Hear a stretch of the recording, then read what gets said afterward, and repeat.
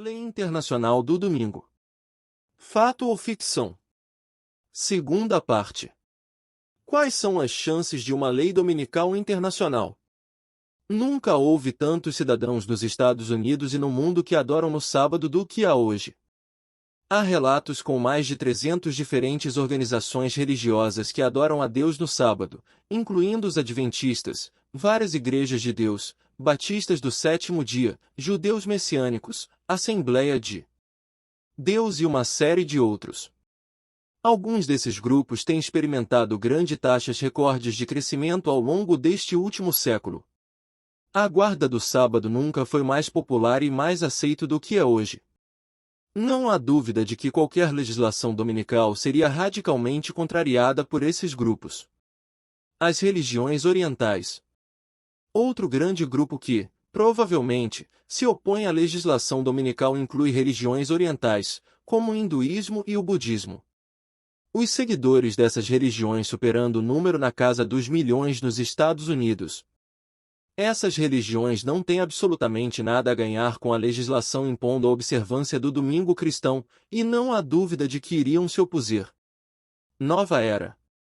Há uma infinidade de grupos da Nova Era, religião pagã, nativos americanos adoradores da natureza, e as religiões tribais nos Estados Unidos.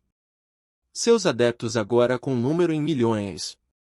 Estas religiões estão experimentando um ressurgimento enorme nos últimos anos. Por exemplo, a Igreja da Wicca, que tem base à bruxaria, é hoje a igreja que mais cresce nos Estados Unidos. Esses grupos não têm interesse em fazer cumprir as leis de um dia de culto cristão e com certeza lutariam contra esta ideia por não os beneficiar. Outros grupos cristãos. Além de todos esses grupos, há um número de igrejas cristãs que seria muito improvável que apoiaria qualquer legislação de aplicação obrigatória de observâncias religiosas. A Igreja de Jesus Cristo dos Santos dos Últimos Dias, que são os Mormons, com a adesão dos Estados Unidos perto de 6 milhões, compartilha muitas semelhanças com o movimento adventista e seria improvável que apoiariam tais leis. Da mesma forma, a Testemunha de Jeová, com mais de 1 milhão de membros só nos Estados Unidos, também seria improvável que apoiariam tal legislação dominical. A Fé Amar a Todos, provavelmente, não apoiaria. Nem faria alguns grupos batistas que têm uma tradição secular de defender a liberdade religiosa e a separação entre igreja e Estado. Nem seria os 2 milhões de membros da Igreja de Cristo. É uma doutrina fundamental da Igreja, mantida por muitos anos, que nem sábado nem domingo deve ser considerado um dia sagrado de adoração. É impossível acreditar que esses 2 milhões de membros apoiaria qualquer tipo de legislação dominical. Eles ensinam que nenhuma parte da lei do Antigo Testamento é obrigatória para os cristãos. Do lado liberal do espectro religioso, a igreja pós-cristã unitarista também seria improvável que apoiaria fazer cumprir as leis de observâncias religiosas. Não há espaço para empurrar a lei dominical? Então o que nos resta? Ficamos com as principais igrejas católicas e protestantes que têm mostrado pouco interesse em seguir a legislação dominical nos últimos há mais de 100 anos. A legislação que estes grupos têm procurado, como retornar à oração nas escolas públicas e proibir o aborto, foram frustrados repetidamente ao longo dos anos. Vários grupos de ação política que surgiram ao longo dos anos, como a maioria moral, grupos de conservadores e os grupos de coalizão cristã, têm lutado com pouco sucesso contra os ideais destrutivos do esquerdismo.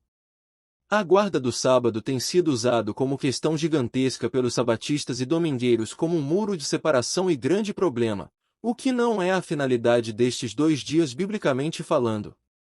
É um sentido, não é missão bíblica tanta ênfase a estes 2 dias, e dão toda atenção a mais do que ao próprio Jesus.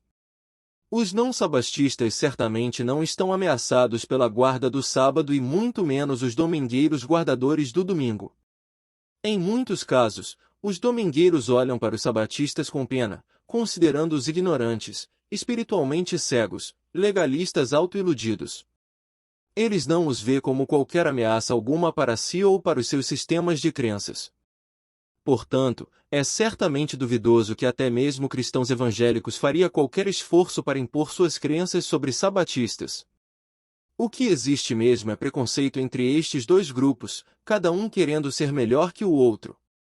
Os nativos americanos sempre resistiram com êxito ao governo dos Estados Unidos.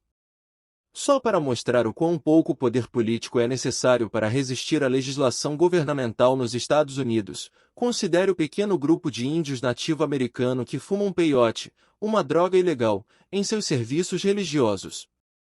Os Estados Unidos não foi capaz de abolir o uso de uma droga ilegal usado por este pequeno grupo religioso dos nativos americanos. Se eles não podiam sequer parar o uso de drogas ilegais em uma religião, como eles poderão possivelmente forçar uma centena de milhões ou bilhões de não-domingo ou guardiões a adorar somente no domingo? Pense nisso. A lei dominical universal? Isso é possível? E o resto do mundo? Os cristãos representam menos de 1/3 da população global. Qual governo vai impor o culto de domingo a 5 bilhões de muçulmanos que adoraram na sexta-feira, hindus, budistas, domingueiros e as demais religiões orientais? Quem é que vai fazê-los começar a observar o domingo?